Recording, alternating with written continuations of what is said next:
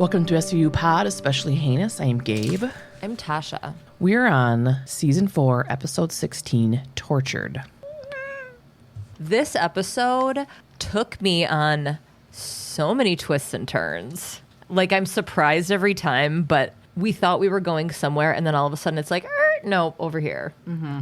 I kind of loved it. Did you like this episode? I did. And I'll take anything that's not about kids, so. Right. No matter how fucked up. All right, the opening scene, this lady sex worker and some dude in an alley, and they're about to get busy, but her phone rings. She's like, I gotta take this, make a sound, and I'll cut your balls off. And I was like, We love her. love her. Yeah. So she answers the phone and talking to her kid, and she's like, where does it hurt? Are you okay? Ask the babysitter. And he's getting mad, and he's like, can I have my money back? And she just like waves him off. Yes. He walks away like, I'll find a better piece of ass. He walks away and sees a woman propped up on some pallets, and she's just wearing a bra and a skirt. She looks dead. She looks to be dead, yeah. So Benson and Stabler are on the scene. They're talking to the responding officer. She says that she heard somebody scream, and they're like, oh my God, you heard the actual crime being committed? And she was like, no, I heard the guy scream. And then like made fun of him. What? She was like the tough guy in the parka. And I'm like, did you just make fun of a guy that came across a murder and screamed? Like, fuck you, dude. Did you hear that? No, I must have like... It was a 2-second thing, and he heard it because the camera showed him going like, what? What a bitch. I know. Like, yeah, there's a dead body here, but like, you were such a pussy about it. Exactly. So Benson and Stabler are now examining the victim. She's posed. She has ligature marks around her neck, and her skirt was cut a lot shorter than apparently what it was. And there's blood on her boot. Yeah, she's wearing these tall-ass boots. Mm-hmm. Stabler says that the perp probably posed her to get attention. So Stabler starts taking off the boot because there's blood on it, and he's like, whoa, Liv. She's fucking missing a fucking foot. Yeah. And then Olivia's like, hey guys, anyone seen a fucking foot around? Has anyone found a severed foot? And they're all like, well, look. Well, look, I'm surprised you haven't found it already. You're so good at this. She's like, oh, it's in the back of my throat. This whole time? Theme song. Dun dun. Now we're in Coroner Warner's office. Benson and Stabler are going over the autopsy with her. The victim is an Asian female in her mid-20s. It looks like the left foot was sawed off rather than like a chop. Yeah. Yeah, it was probably a small, fancier, serrated kitchen knife. It was cut off after she was dead, thankfully. I mean, not thankfully she's dead, but like, right. Jesus Christ. So the actual cause of death is strangulation with braided copper wire. Also, they do a close-up of her fucking... They do a close-up of the neck, and you can see her heart beating through her skin. Like, you can see the actor trying to be like... Did you notice that? No. I was Really? looking at the mark on her neck that they were showing a close-up of, because they're like, the impression shows it was a braided wire, 10 threads, 12 or 14 gauge, and Benson's like, now's a good time for a joke, and goes, could you be a little more specific? An animal from the Muppets comes in with a rim shot, like, and Stabler's like, I'll tell the dad jokes around here. She was actually strangled by those braided belts that everybody wore in the 90s, including me. Oh my God, it was my dad.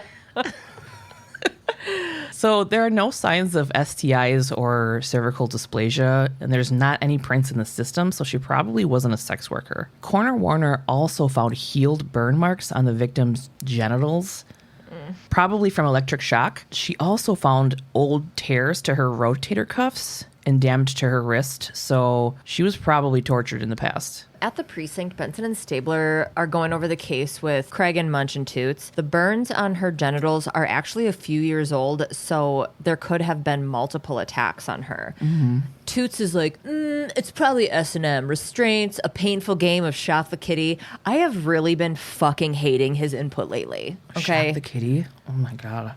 I didn't even hear that. Ew. Huang walks in and Cragen's like, what are your thoughts? He also walks in like he was just stopping by to say hi, and they're like, oh, perfect. He was just like, he had his hands in his pockets looking around. He's like, hey guys, what's up? Oh. So Huang's like, actually, I do have some thoughts. These old scars are political torture signatures of the Chinese army occupying Tibet. So I'm going to take a shot at she's Tibetan. And oh my God, this is very far off from what you think. And Munch is like, maybe she was a nun. I understand they're a favorite target, right? Agent Huang. I'm like, what the fuck? dude, are you Yeah, intimidated? dude. And then He was literally asked for his input, okay? And then Huang's like, bitch, you have no idea how shady I am. And goes, according to Physicians for Human Rights, of which I am a member, yes. that was so fucking such a racist fucking thing to say. Like, you know what I mean? Like, fuck you, because, you know, Wong's Chinese. Mm-hmm. It's like, you fucking rat king motherfucker. Like, fuck off. You fucking pile of dead rodents. Like, what is this interaction? I don't know. And why does nobody call him out on that shit? Why wasn't Cragen or somebody like, whoa, whoa, whoa, dude? Like, you know? Not only is that a not productive thing to say, you bag of rat bones, but it's racist as fuck. And super unhelpful and weird. And also, he walked in and I literally stopped him as he was walking toward the coffee maker to ask him his opinion and dumped a file on him. He's like, oh, wow, I actually do have some knowledge here that I can help with this investigation. And Munch is like, yeah, but you're Chinese. So it's like, what? I was like, Papa Cragen, like, where are you on this? That should have at least been a timeout. You know what I mean?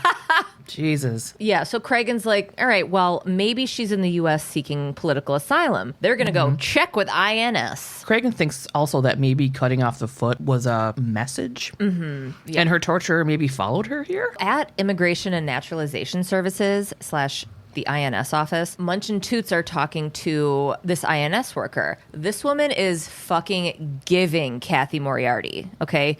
She's a Trumpy-ass bitch who's like, ugh, gross. We get 1 million immigrants a year with 10% claiming to be political refugees. Not to mention the fucking 1.5 million illegals. I'm building a wall around my desk. She was such a fucking bitch and I hated her. I know, it's like, don't work here. Yeah. Munch starts talking to this fucking brick wall about what America's supposed to be, you know, for the tired, poor, huddled masses. Yeah, he goes, Jesus, almost like someone hung out a sign welcoming your poor, your tired, and your huddled masses. But then she's like, shut up. I got a hit on the prints. The victim's fingerprints match the fingerprints on file with INS. Kunsong Tashi from Tibet, and she's classified as a resident alien. Kunsong never applied for political asylum, but was on a marriage visa for her marriage to Preston Bennett. Mm-hmm. Now, if you excuse me, gentlemen, I have to go get rid of the ghost in this mansion I inherited from my dad. Kathy Moriarty. Jesus. Now Benson and Stabler are at B&C Importers. They're talking with Kunsong's husband, Preston. He's super upset and he's crying. Yeah, he's talking to them about meeting his wife. And as he's doing it, he just like turns around and starts walking away. And they're just like, well, I guess we're just following him. He tells them that he met Kunsong in Tibet.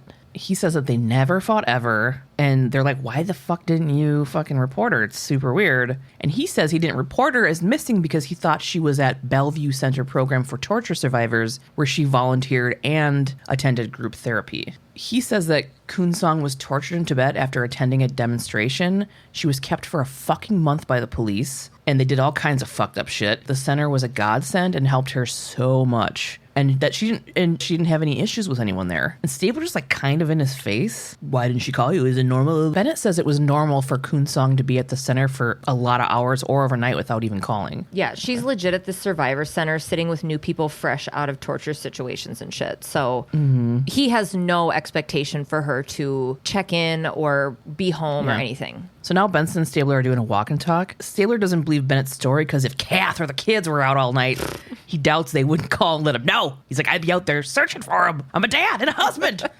Benson's like, you stupid asshole. Yeah, she's like, well, you don't always call Kathy when you're working long hours. And he's like, that's different. I'm on the job. And she's like, well, so was Kunsong. She was helping other people at the center. Ugh. His misogyny is showing and I hate it. At Bellevue, Benson and Stabler are talking with the center director. Ooh, this is Jodie Long. She plays Margaret Cho's mom in All American Girl. Remember, I loved that show. I mentioned it recently. Also, I failed to mention this. B.D. Wong played her brother on that show. I don't remember that at all. So this lady says that Kunsong would stay and talk to survivors for hours and hours, even though it opened up old wounds. And I'm like, oh my God, you're a saint, but also like, take care of yourself, honey. The director tells Benson and Stabler what happened in Tibet. So she was stripped naked, held in a small cage, beaten, starved, and was raped. They used cattle prods on a lot of their victims. She says that they did that a lot because it didn't leave scars. And Stabler says she had scars. This lady tells him that the only reason Kunsong had scars is because the guard raping her exceeded the mandated voltage. So Jesus Christ. Insane. Then Kunsong's support group comes in and they're getting ready to have a memorial. They're fucking like Kunsong's family, I guess. I mean, they've all I'm sure trauma bonded so hard. Yeah, of course. Yeah. The center director says that Kunsong was at the center yesterday and left alone around 5 p.m. after translating some affidavits for asylum victims. She also says that Kunsong's marriage was totally fine. Benson says, I kind of have a hard time believing that considering what she's been through. It would probably be hard to be in a relationship. Yeah, you don't have to know what a river is to see that she's not telling the entire truth here. That's what I thought initially anyway. Yeah. Once again, you guys, we're not in water right now, right? Sure.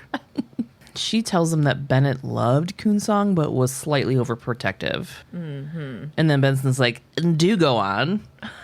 Or the director kind of gets uncomfortable.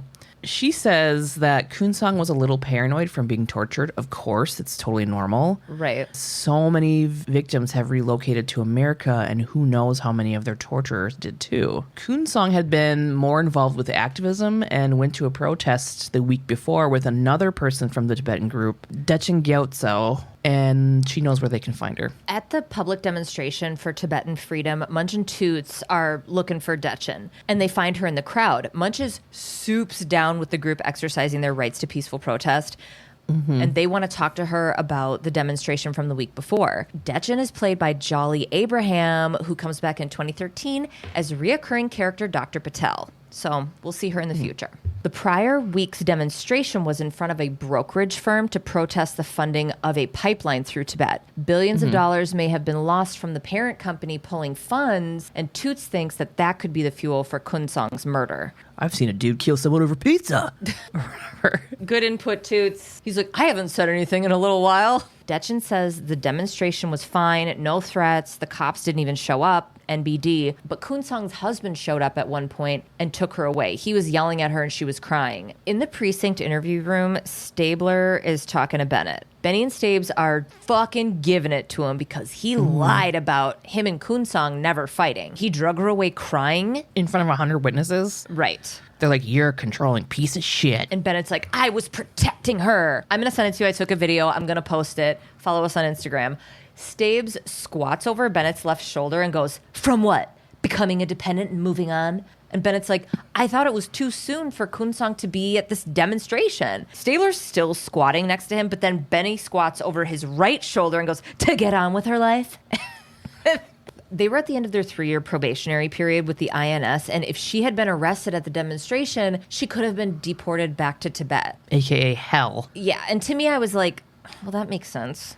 Yeah, it does. He's scared. Like, this is all fear-based, his response and whatever. So then Toots comes in. There is a 911 history at the Bennett house. A neighbor called 911 because they heard Kunsong screaming in the middle of the night on a regular basis. And Bennett he's got an answer for everything they're asking, and they're all legit answers, and he's so fucking frustrated by this point. He's like, holy shit, my wife was in a torture situation. She had nightmares about being back in Tibet, and she would wake up and just fucking scream her head off. PTSD, dude. Yeah. And Stabler's like, well, someone shut her up with a wire across her vocal cords. Jesus Christ. Bennett claims to be a Buddhist and that he would never hurt Kunsong. But Toots says that the neighbor who called 911 reported that Bennett threatened them the day after the 911 call was made. And he's like, oh my God, okay. The cops showing up only scared Kunsong more because of what happens in Tibet. Fucking men in uniform show up in the middle of the night? Yeah.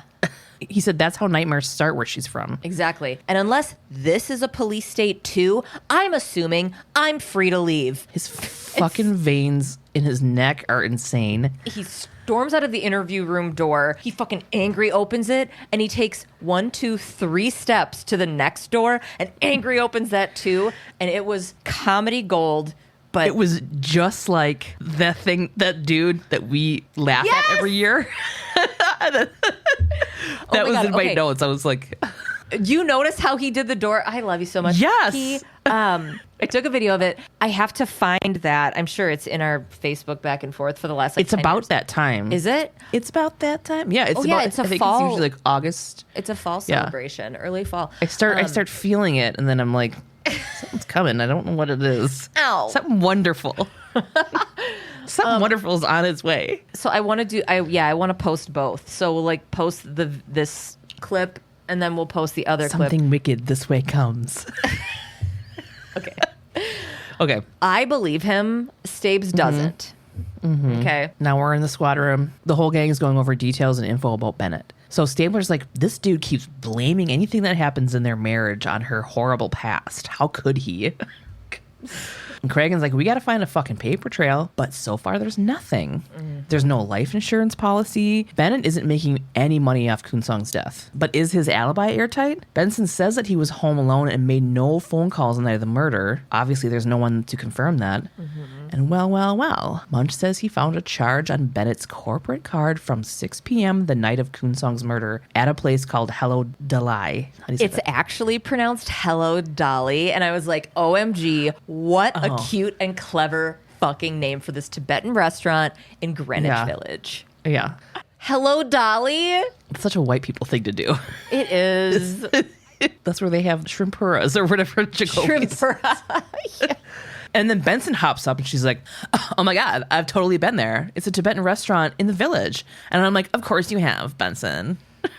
Jeremy's writing shit. I've been interrupted on a date there. So yeah, let's go. At the Hello Dolly restaurant, Munch and Toots are talking to a restaurant employee who is also wearing transitions lenses. Benson and Kunsong are regulars there, but they hadn't been there in a few weeks. Kunsong had been in the night of the murder with another man.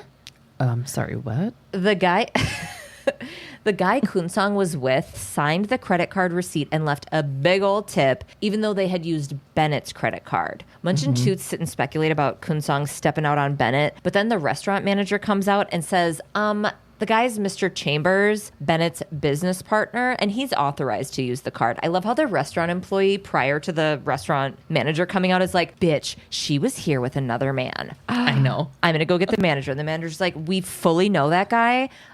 He's the C in C&B Imports, okay? Yeah. And Munch is like, Mr. Bennett's business partner? And Toots goes, the triangle thick. Yes. So I have never fucking heard that saying before. It's not a turn of phrase. He like mashed up love triangle and plot thickens or something. He's like, the triangle thickens. And I was like, I'm sorry, blink, blink, blink. What? Which I'm going to be saying that all the time now. The triangle thickens. What? Nobody even gave him a second look on it. They're just like, it sure does. Better get on it. The thick triangle. That triangle is fucking thick. And it keeps getting thicker. Now we're at Chambers' apartment. Benson and Stabler are at the door trying to get Chambers to talk about Kunsong. Okay, so Chambers is played by Paul Fitzgerald. He comes back 2 more times to SVU, and he also played Owen Pierce in Veep. So Chamber tells Benson and Stabler that it's not a good time and tries to shut the door on them. And then they're like, I'm sorry, you were having an affair with Kunsong. And he's like, no. And tries to close the door again. Like, and was it Toots who's like, Preston, no, you were banging his wife? Benson tells Chambers that he was the last person who saw Kunsong alive and he's got to come with them. All of a sudden you hear a voice say, that won't be necessary, detectives. And the door opens a little more and Bennett is there. First twist. What? First big old twist. No, the first twist was the foot. Okay, taking the boot off, finding the not finding the foot. This is the second big twist, right? Yes. Okay, so now everybody is in the apartment. Fucking Bennett and Chambers are a couple. Kunsong knew the marriage was just to get her in the country. Bennett and Kunsong super cared for each other, and that's why he brought her to the U.S. and married her. Yeah. Bennett had been avoiding the detectives because he didn't want to be put in prison for lying to the INS. He violated federal immigration laws and could get the import business taken away. And then Benson's like, well, you better tell us who killed Kunsong or I'm going to fill the feds in. fucking bitch. Which is some bullshit. So Chambers and Koonsong were having dinner to kind of bury the hatchet. When Chambers got back from dinner, Bennett was at their apartment already. Koonsong had been living with Bennett and Chambers for like 3 years almost, but moved out recently when she felt like she was straining Bennett and Chambers' relationship. Her apartment is in Chambers' name, so the INS wouldn't know she moved. I also love them for doing this for her. Yeah. In Koonsong's apartment, Benny and Stabler are searching for any kind of evidence. The most ridiculous fucking part of this is that it's an extremely small and sparse space, but this is the longest they've looked for evidence and not found anything. I know, and there's a whole CSU unit there. They're like, everything is clear. Everybody, yeah, we turn over every fucking leaf. It's like this shit is hanging out. There's like 2 leaves. There's a, You know? So finally, they come across this newspaper. It's got an ad for furniture circled in the classifieds. Koonsong was going to check out a piece of furniture the day she died. So they're like, let's go check out where this fucking couch was. They go to this dude's apartment. His name is Paulie. Okay. Holy shit. We all know him from stuff. Yeah. It is Steve Sharippa, Bobby Baccelleri from The Sopranos. Now he's in Blue Bloods, 109 episodes of that shit. I love this guy. We all do. Yeah, he's great. Yeah. Koonsong was supposed to go look at the furniture after 6. I told her to come after 6 and she never showed. Koonsong was eating 4 blocks away with Chambers, so it should have been on her way. And he's like, I don't know what to tell you. They keep questioning him about this couch sale. And as we're going through this scene, we're like, oh, this guy's guilty of something. Because he's like, well, I don't know what to tell you. And they're like, well, where's the couch then? This doesn't look like a floral print. And he's like, I already sold it to some sorority chick. I don't know, Buffy, Cindy, something like that. Benny goes, you don't really seem like the floral print type. He goes, oh, the couch belonged to my ex. Benny continues with being super skeptical. This is such a cunty thing to say, by the way. Yeah. She goes, now why would she leave a catch like you? It's like, fuck, wow, bitch. And he had this fucking in the front pocket and goes, because she's a whore and she found a fatter wallet. Okay. I like the way he says hoa, like Danny DeVito and whore. Whore. She's a whore. So then Stabes points at this big collection of knives that are on the wall, like back by the kitchen. And he goes, is that knife collection hers? That worthless bitch couldn't boil water. Those are mine. I had all this transcribed too. Yeah. So it looks like a knife collection that a chef would have. It's like they're all very nice, like the magnetized fucking thing up on the wall and whatever. Yeah. This guy's making veal cutlets. Now we're in the precinct. Benson and Stabler are talking to fucking Papa Cragen about Polly. Did his kid have a baby or something? Why are we calling him Papa Cragen like he's somebody's granddad? I don't know. Benson thinks that Polly's couch ad is like a perfect scam to get women into his house. And I'm like, Craigslist, okay? Yeah. This is fucking what we do. Cragen's list. Pass. There's also no proof that the couch ever existed. And Benson and Stabler are trying to find this bitch whore of an ex.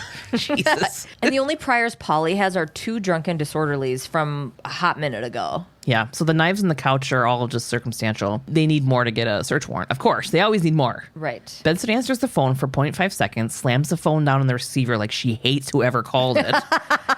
It was crazy.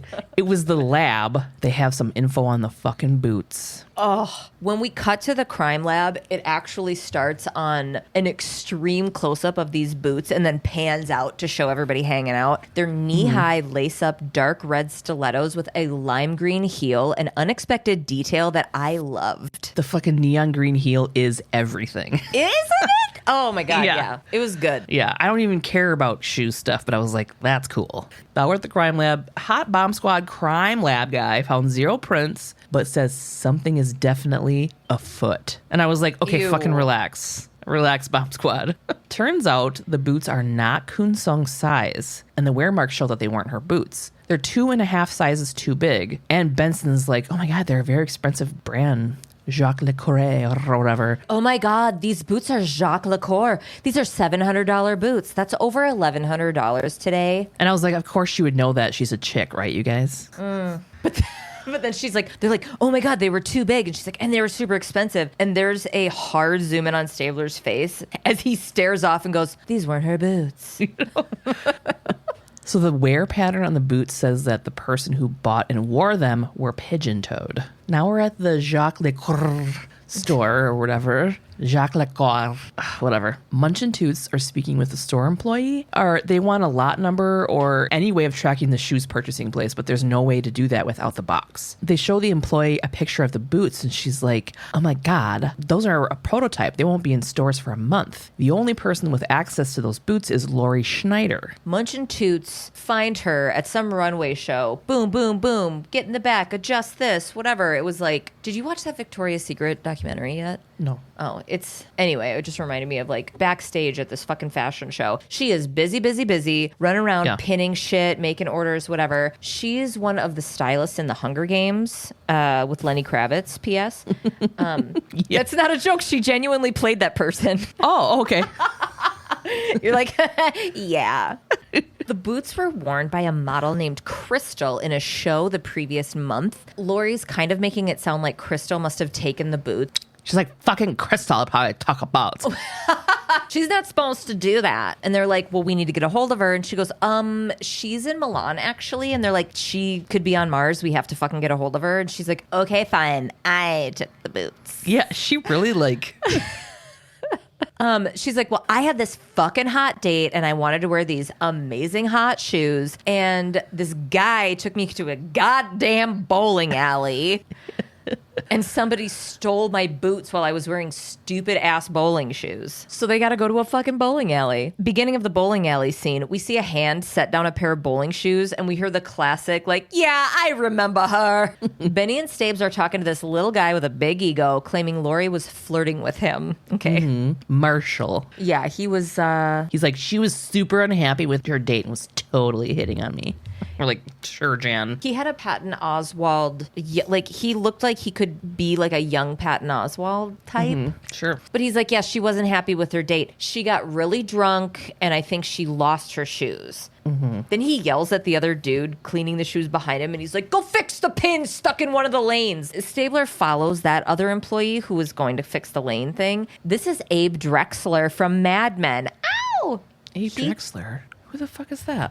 He was in a good handful of episodes of Mad Men. So Stabler stops him so that he can talk to him about anything he might know. He tells Stabes that Marshall hits on every fucking woman who comes into the bowling alley. He never gets anywhere, and he wouldn't put it past Marshall to take things that don't belong to him. I wrote, I bet it's this dude works at a bowling alley because he loves feet, right?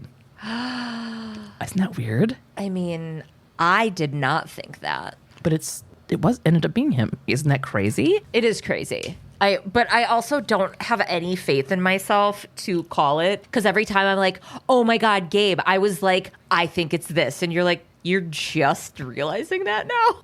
I don't have faith in myself to... So the fact that I didn't see it and you did is not crazy to me.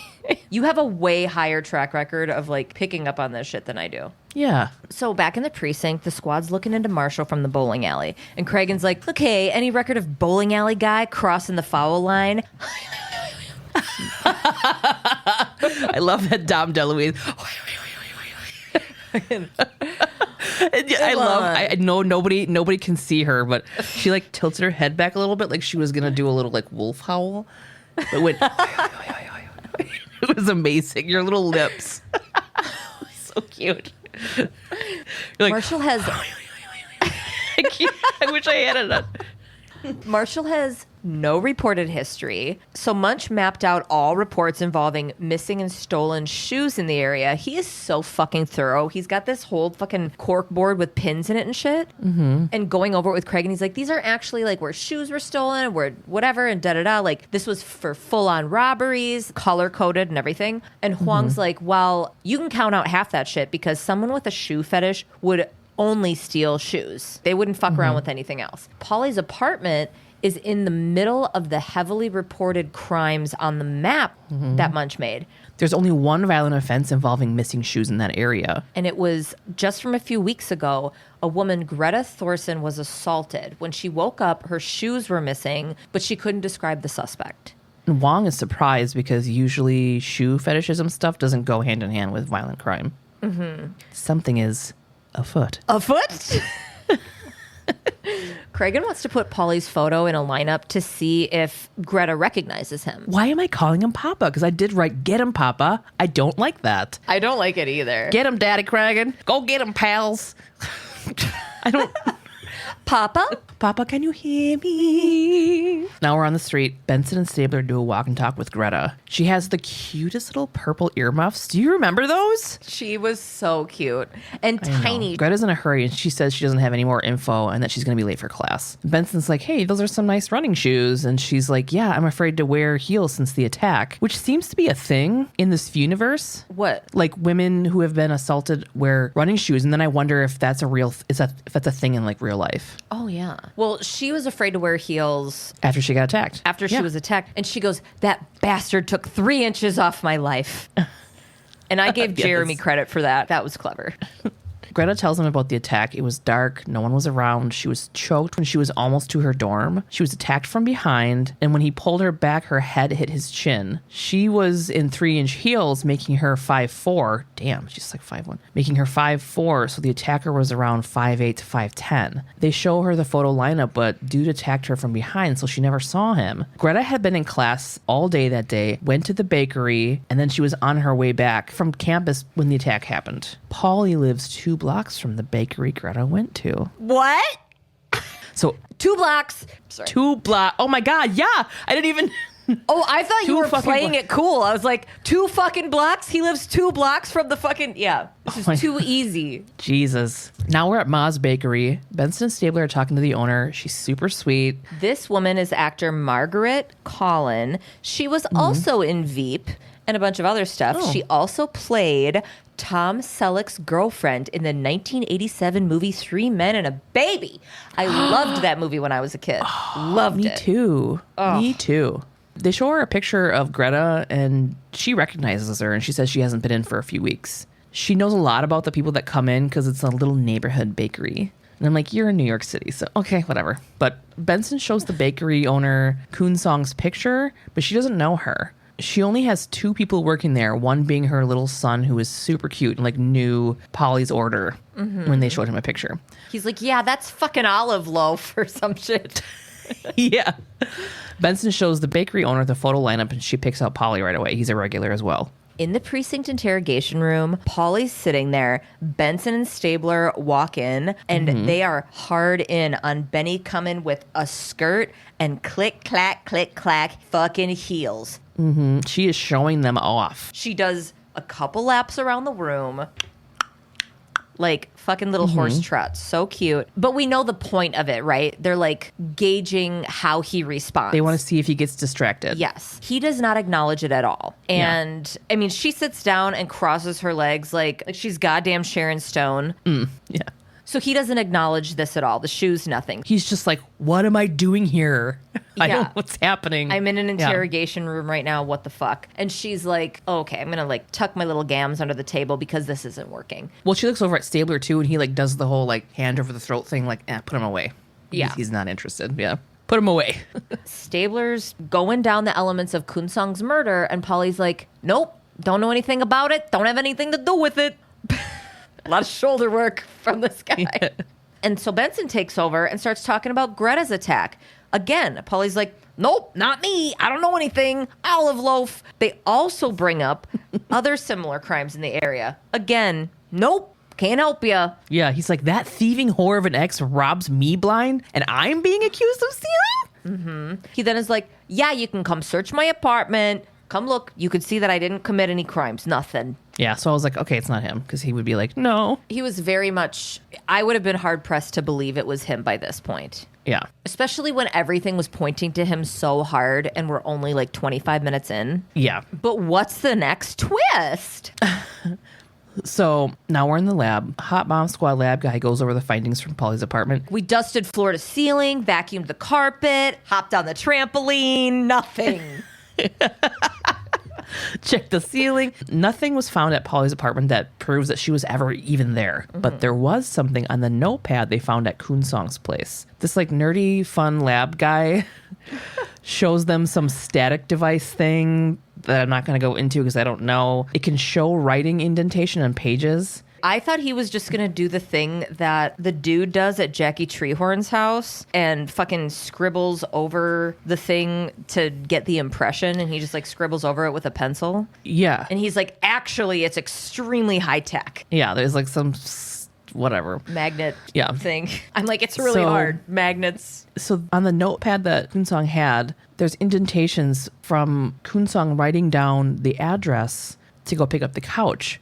But she inverted the numbers. She wrote the fucking address down wrong. Gasp. It wasn't Polly's. Who the fuck lives at this other place? Yeah.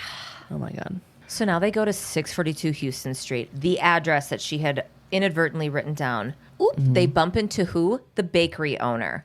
Kunsong wrote down the address to the apartment above the bakery. And they're like, do you know who lives up there? And she's like, you want some banana bread? she's like, I do. I live there with my 2 sons. The young one's name is Brendan. The one who knew Polly was Olive Loaf. The olive loaf, yeah. And her older son, Jerry. She's like, hey, Jerry! Up to the window. He's like, what, ma?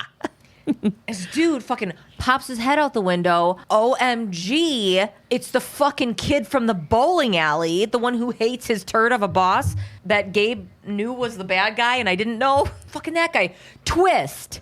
To me, that was another twist. Gabe was already like ahead of it.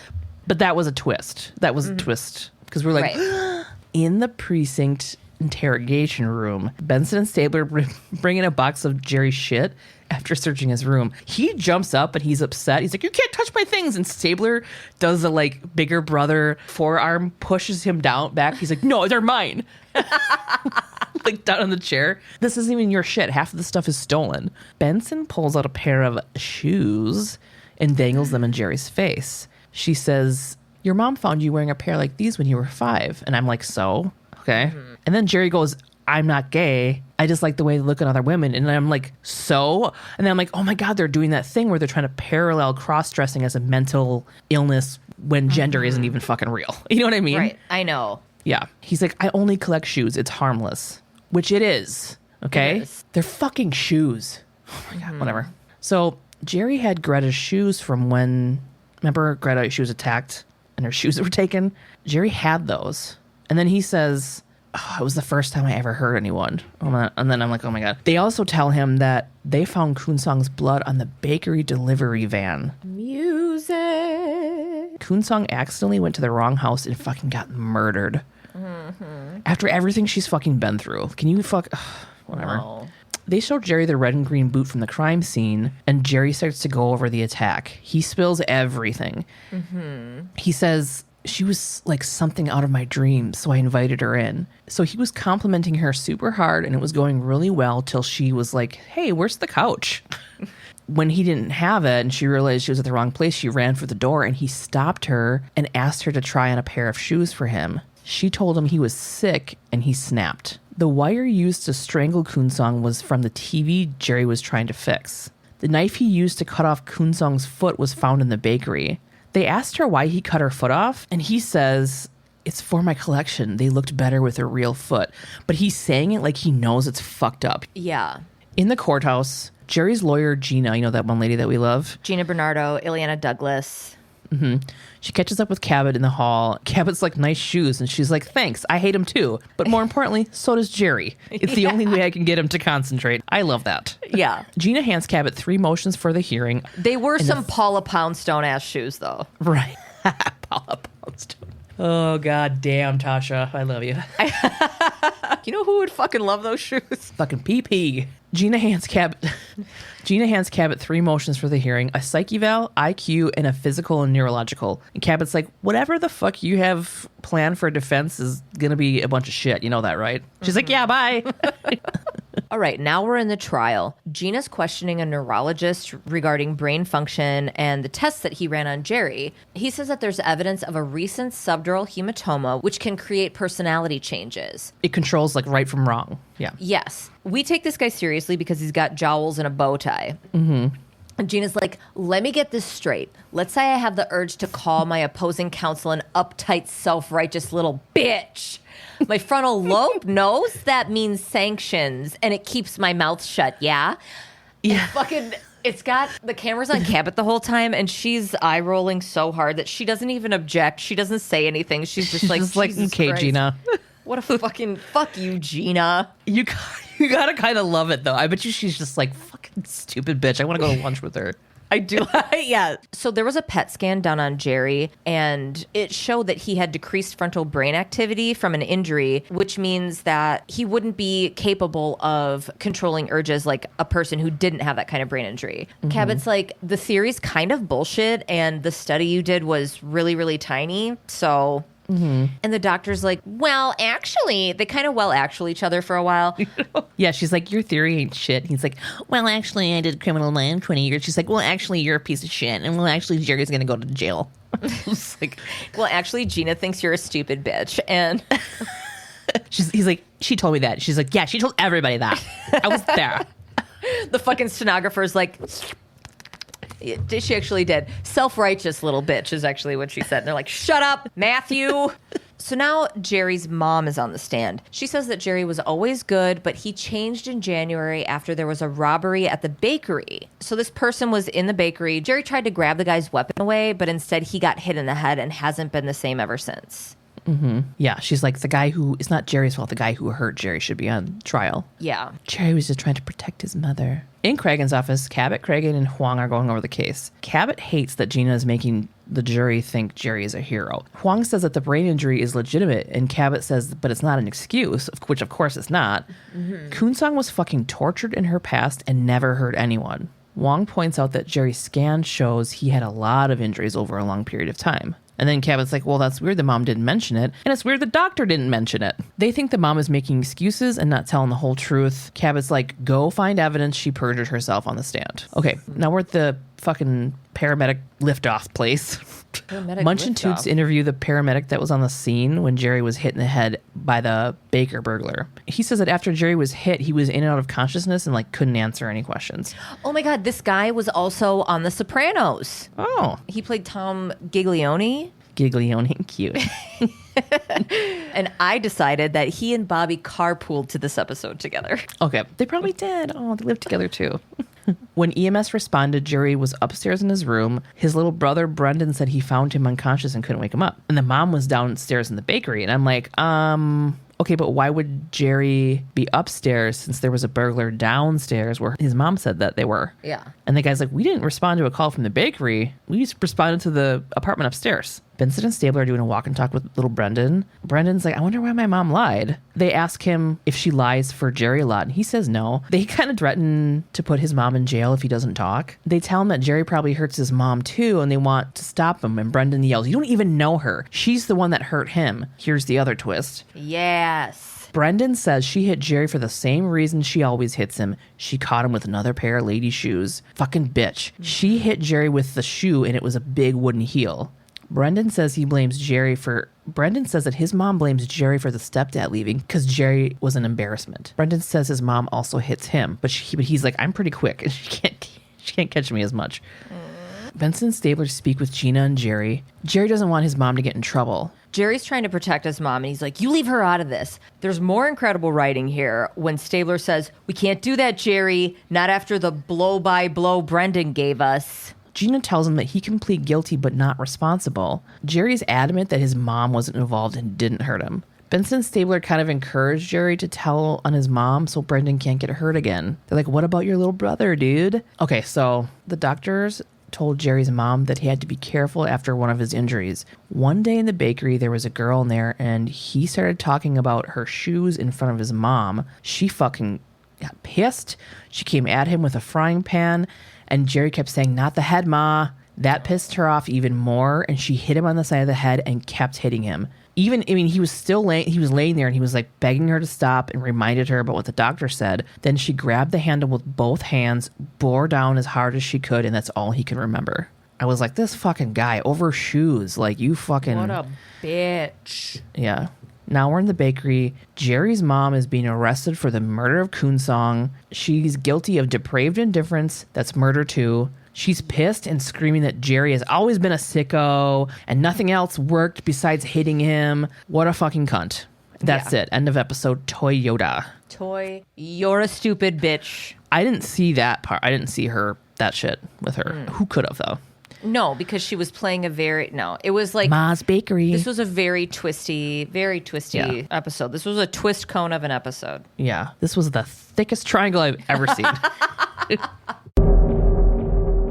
Okay, so the study of brain injuries contributing to crime is a debated study, but began with the case of Charles Whitman. He was the guy who shot people from a tower at the University of Texas, and he also killed his mom and his wife that day. When they did the autopsy on him, they found that he had a brain tumor. And so that's what really kicked off them being like, oh my God, did that affect his behavior, what he did? It's also been noted that many other prolific serial killers had sustained brain injuries, which could have led to their crimes. Yeah, the doctor mentioned that on the stand. Yeah. He said there was like 3 different like huge things for that is like brain injury, abuse, whatever, psychosis. Yeah, yeah. And this is all in this study that I read about. It's called acquired sociopathy. So yeah, among these people are Ed Kemper, John Wayne Gacy, Gary Heidnik, Ed Gein, and this guy, Jerry Brudos. You might know about this guy because Happy Anderson plays him in Mindhunter. Okay.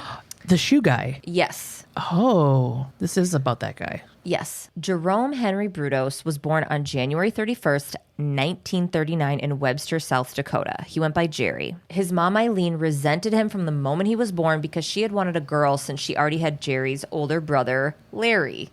Jesus. I know. If just having that as you and your brother's name would make somebody a serial killer. Yeah, well, I mean, she didn't even want to have another kid, and then her husband was like, I do. So she's like, all right, well, I'm pregnant, and I hope it's a girl. And it went a lot further than that. So he spent his childhood being emotionally and physically abused by her while Larry received her love and affection. Mm-hmm. Eventually, the family settled in Salem, Oregon. And when Jerry was 5, he came across a pair of stiletto heels while playing in a junkyard. And he loved them so much. He brought them home. And when his mom saw the shoes, she flipped out and called him wicked for liking them. She's like, you need to take those back to the fucking junkyard. And instead of doing that, he hid them because he wanted to keep them. And when she finally found them, she burned them in front of him. And that really pushed his interest in that. Yeah. After that, he tried to steal his first grade teacher's heels. He was also into women's underwear, but the shoes were his number one. By the time Brudos was a teenager, he was attacking women from behind and choking them until they passed out before taking off with their shoes. But the first time he ever accosted a woman, he was actually 17. He prepared for the attack by digging a hole in a remote area that he intended on using to keep sex slaves. He then abducted this girl at knife point, beat her up, and made her undress and took photos of her. He was arrested for this and housed in the psych ward at the Oregon State Hospital for the next 9 months, where he was diagnosed with schizophrenia. And it was also, shocker, uncovered that a lot of his shit stemmed from his hatred for women because of his mother. Hospital, this is where doctors learned about his most disturbing fantasies. He told them about his desires to kidnap women and put them in a freezer so he could put them in different sexual poses. And they're like, okay, cool, that doesn't seem too weird. And they released him. They just figured that he needed some time to mature, and this was some sort of phase thing. I have no fucking idea. But when Brudos was 21, he met and married his wife, 17-year-old Darcy Metzler, and they had 2 kids. He liked for his wife to do the house cleaning naked, wearing heels. He'd have her do this stuff, and she would, pose for him, and he would photograph her and whatever. And eventually she's like, I'm fucking not down with this anymore, okay? I'm not into it. So this is when things kind of went in a different direction for him. He also started experiencing migraines and blacking out, which indicates the brain injury stuff, right? During this time, he was also out stealing shoes and underwear again. He, at times, also was living out a female persona. Remember, this is the 60s, so gender fluidity was very much not accepted.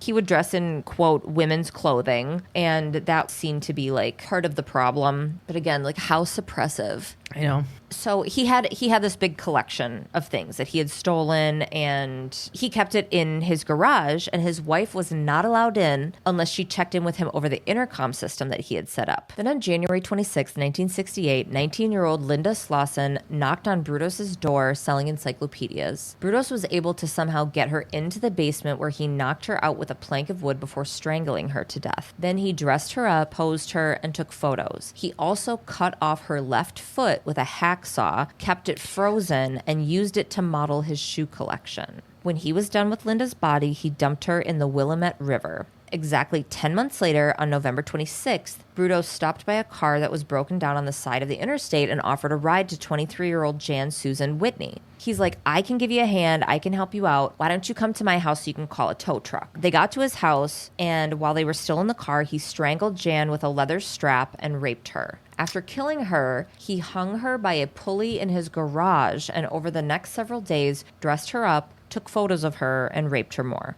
Brudos also cut off one of Jan's breasts and made a resin mold of it, and then proceeded to use it as a paperweight. Yeah. I don't know much about this guy. I just know the Mindhunter guy. Yeah. He also dumped her body in the Willamette River along with Linda Slosson's foot tied to a railroad iron. He was disposing of Linda's foot because it had become rotten. Mm-hmm. On March 27th, 1969, Brudos, dressed in women's clothing, abducted 18-year-old Karen Sprinker. He took her to his garage where he forced her to try on underwear and pose for him while he took photos. He then strung her up on his garage pulley, she was still alive, and strangled her by hanging. He raped her body several times and cut off both of her breasts to make plastic molds. He then tied her body to a 6-cylinder engine with a nylon cord and threw the engine along with Karen's body into the Willamette River. On April 21st, he unsuccessfully tried to abduct 24-year-old Sharon Wood and failed again the very next day when trying to kidnap 15-year-old Gloria Jean Smith. But attempt number 3, the day after that, on April 23rd, 1969, was an unfortunate success. 22-year-old Linda Sally, like the victims before her, was taken to Brudos' garage where she was strangled and raped. Once she was dead, Brudos attached an electrical unit to her body to try and make her jump. Jeez. After he was done, he tied her body to a car transmission with a nylon cord and then threw her into his regular spot, the Willamette River. So in May of that year, not long after his last attack... How long after my birthday? Oh, my God. I don't know. It just said... It was on Gabe's birthday. They were like, oh, this feels like an important date. Yeah, in May, not long after his attack, fishermen found Sally and Sprinker's bodies, Brudos' last 2 victims, in the Long Tom River. Police began asking around at the nearby college campus about, quote, suspicious men. One girl who Brudos had asked out several times told police that he was fucking weird, so they reached out to him. And he had been brought up by a couple of students because they were like, yeah, there's this guy who asks about taking pictures and is like asking women on dates and just is off. Yeah. So these cops reach out to him. Brudos gave them a false address, which made them immediately be like, oh, this guy is way more suspicious than we originally thought, so now we're really going to look into him. Mm-hmm. After doing police work that the police have to do, they were able to get a search warrant for his garage, and when they searched it, they found copper wire that had been cut with the same tool that the nylon cord used to tie the victims had been cut with, among other things, like fucking photos of the victims, a collection of stolen items, all of this evidence. Mm-hmm. And after his arrest, Brudos made a full confession. He then pled guilty for the first-degree murders of Jan, Karen, and Linda Sally and was sentenced to 3 consecutive life sentences. He had also confessed to Linda Slosson's murder, his first victim, as well, but wasn't tried for it because he didn't have photos of her body. He only had photos of her foot. I don't get why that is when you give a full confession, but yeah, her body was never found, so... Jan's body was recovered a mile downstream from where Brudos had dumped her a month after he was convicted. Brudos spent 3 years in the Oregon State Penitentiary collecting shoe catalogs and making appeals. But then in 1995, the parole board was like, you need to just fucking give it up because you're never going to be released. And he's like, okay. Brudos died in prison on March 28th, 2006 of liver cancer. You stupid bitch. Wow. I don't like that. Yeah, I also don't like it. All right, everybody. Thanks for listening. Next week, we have Season 4, Episode 17, Privilege. Benson and Stabler go to a crime scene. A young woman is dressed in a maid's uniform and has apparently committed suicide. When you said it was privilege, I thought it was just going to be the story of Ben Affleck's life or something. Email us at svupod@gmail.com. Fucking go on our Facebook group, SVU Pod Elite Squad. Check us out on Instagram at svupod. Give us a couple stars. Give us 5. Give us 5 stars. Join our Patreon, and you can support us in so many ways. Yeah. What's our P.O. Box? Anything you want to plop in the mail and send our way, just send it to SVU Pod, P.O. Box 176, DeForest, Wisconsin, 53532. I actually have to run over there today and pick up some shit because our snacks from Sapphire are here. Yeah, we have one of our Australian listeners sent us Australian snacks, and we're going to take videos of us trying them out and then put it on the Patreon. So excited. Hashtag a little bit loud if you want to find some cute little indie pods. Independent podcasting. And tell your friends. Yeah. Tell your friends about us. Tell your mom. I almost said the exact same thing. Tell that bitch we said, what's up? Say hello to your mother for me. All right. Love you. Bye. Love you. Bye. All right. Hot Bob Squad crime lab guy. Bob Squad. What, did I say Bob Squad? You did. Oh my God. It's just like a whole team of guys named Bob. Bob like Saget, Bob Newhart, Bob De Niro, Bob's Burgers. All these dudes hang out. Bobby! Okay. Sharon Stone vagina movie. When you said Koonsong was eating 4 blocks away with Chambers, my brain went, Koonsong was eating 4 blocks of cheddar. I was like, what? Oh, then yeah. Koonsong was housing bricks of cheese. To our Elite Squad patrons, Hayley K, Sonia W, Jennie S, Skye K, Marisa M, Elke H, Annie G, Mary D, Andrew, Rebekah D, Miranda B, Shelby W, Lex, Emily T, Kayla W, Mallory G, Bonita R, Marin, Vanessa, Amy P, Jess M, Summer M, Melanie G, Courtney W, Ursula S, Emily A, Kate H, Uyanga, Nicole R, Julia P, Sapphire, Kayla, Allison B, Catherine M, Kate P, Jessica S, Nicole M, Acacia V, Daniel W, Kelsey D, Jenna M, Joshua H, Tammy J, Bear, Crystal, Lucy M, Trisha S, Sam D, Laura D, Laura I, Sarah, Emily A, Angela D, Mac, and Louise M. Thanks, y'all. Return of the Mac, return of, oh my God.